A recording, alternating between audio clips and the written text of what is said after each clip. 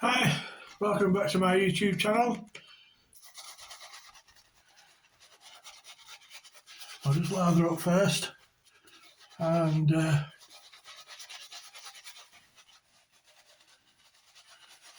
going to continue with a series of videos highlighting some of my private collection of vintage razors.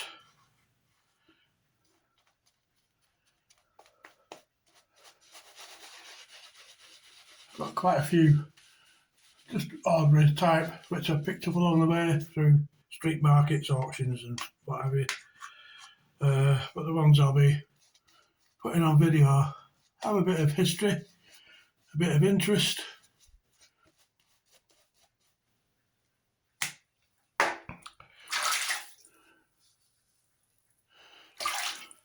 With a view to maybe one day one of the video watchers will be inspired to take up the art of shaving with a straight razor. Now the one I'm introducing today is it's a wedge design.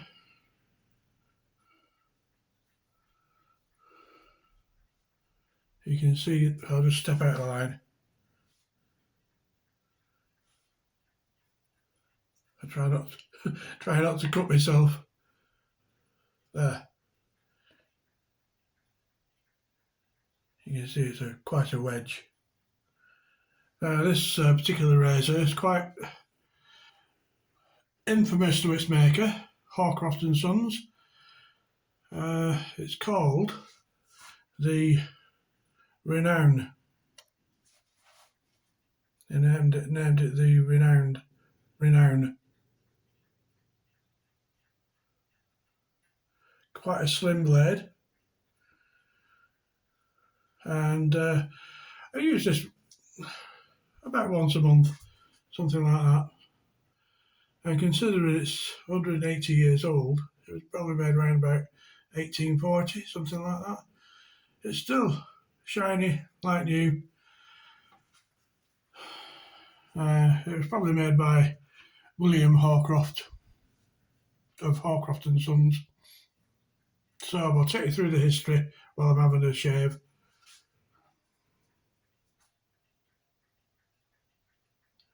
What bit of history that I know, anyway. William Hawcroft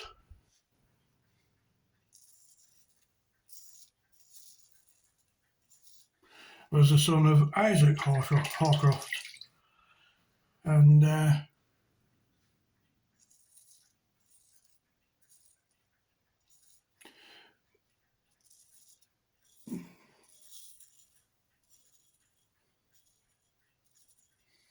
William Hawcroft and Isaac Hawcroft established a firm in Sheffield, in England, in the early 1800s.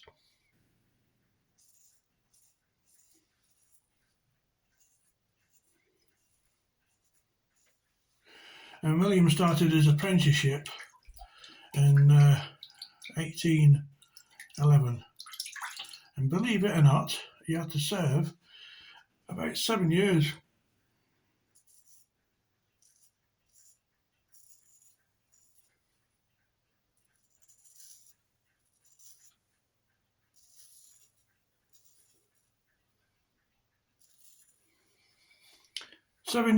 As an apprentice razor maker and cutler to the industry.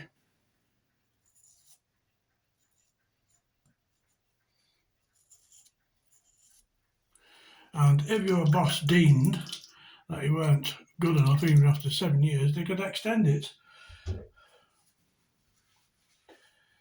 Anyway, the thing was that during that 7 years apprenticeship, you were not allowed to marry.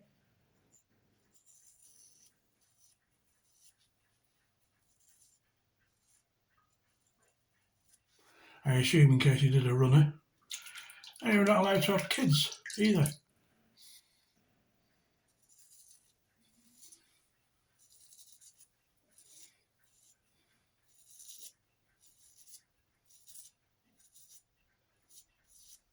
Imagine trying that one on.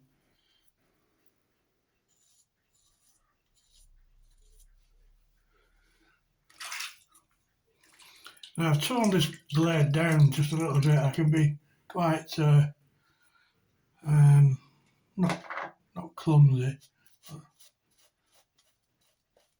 I can go on the attack with it. When I first got it, Christ, it was a bit savage. I was always cutting myself with a point.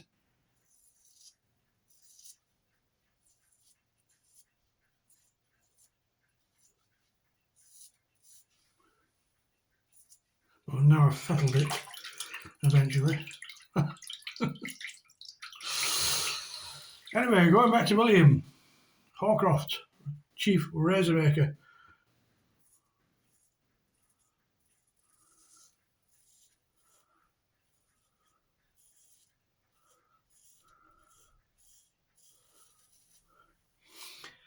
Apparently he was not a one to abide by the rules of apprenticeship and got married to a little girl called Anne.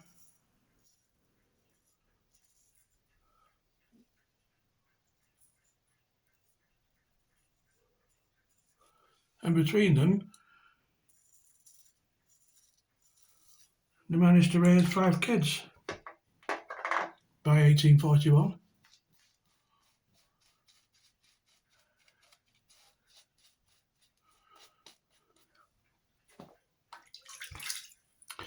So that was a bonus for old William, I thought.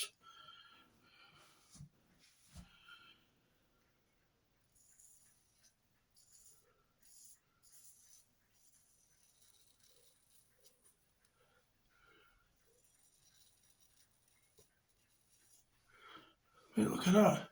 I mean, if you compare that to modern, Gillettes and what have you, I don't know how long they'll go and last, but I doubt it'll last 200 years. This is still going through your whiskers like it's a new blade, after, 140 years? 180 years?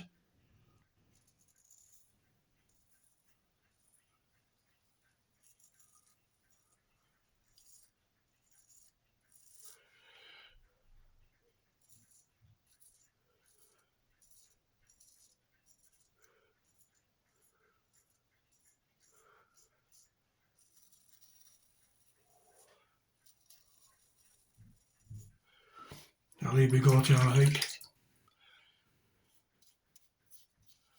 It's a bit cold round here at the moment.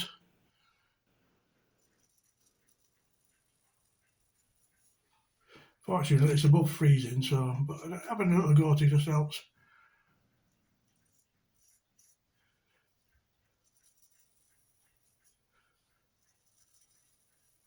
Keep the frost off your face. Anyway, moving on.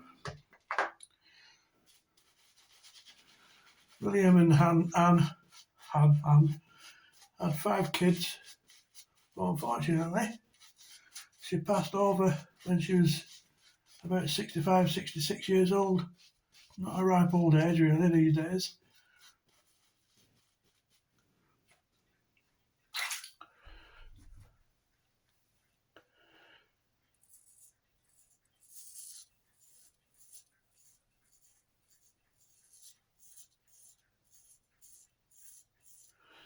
And around 1844 or 45, something like that age,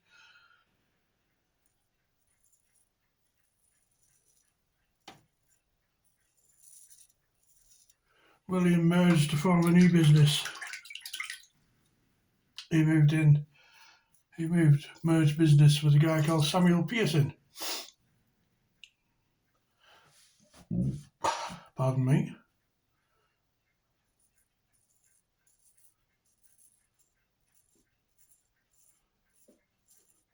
To become Hawcroft and Pearson Limited.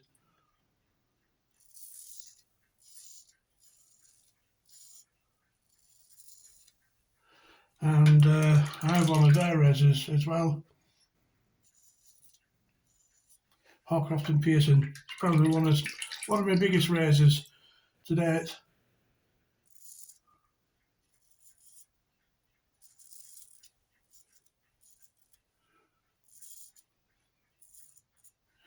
Weighing in, that particular Hawcroft and Pearson razor weighs in at 78 grams.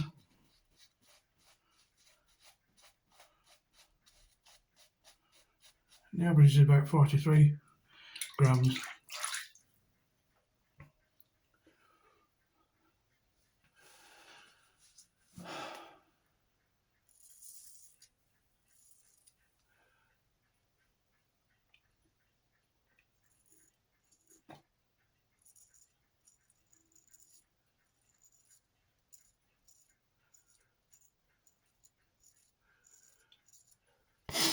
Anyway, poor old William Hawcroft came to a premature end when he was attending the local market, and there was 2 bulls going to the slaughter,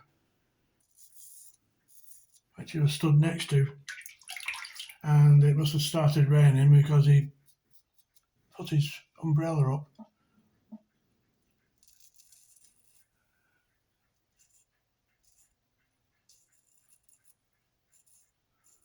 And in those days, umbrellas were a little bit rickety, shall we say.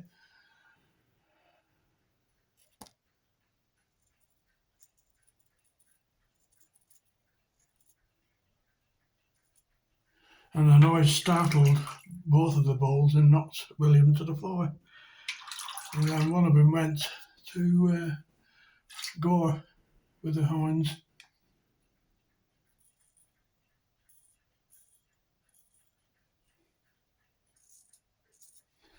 One of the bulls gored William in the head.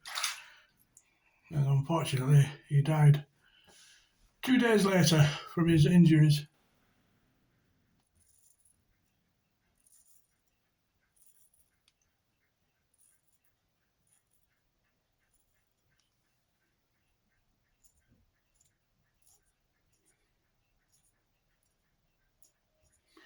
So there we have it.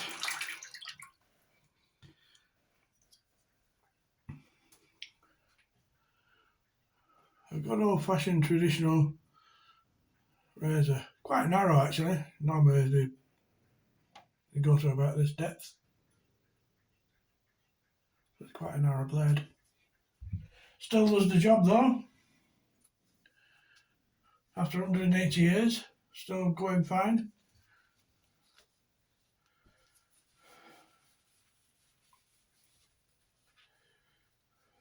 I'll leave this to dry for a day or 2 in the lounge and the air conditioning, so it doesn't get any nasty rust on it, but very well preserved, very well maintained. Let's hope it just inspires some of you guys to do the same one day. Okay, well, thank you very much for watching, and I think the next scheduled video is this Friday.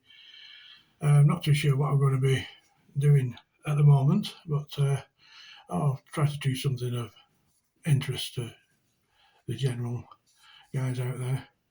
Okay, thanks very much for watching, and I'll catch up with you later on in the week. Bye for now.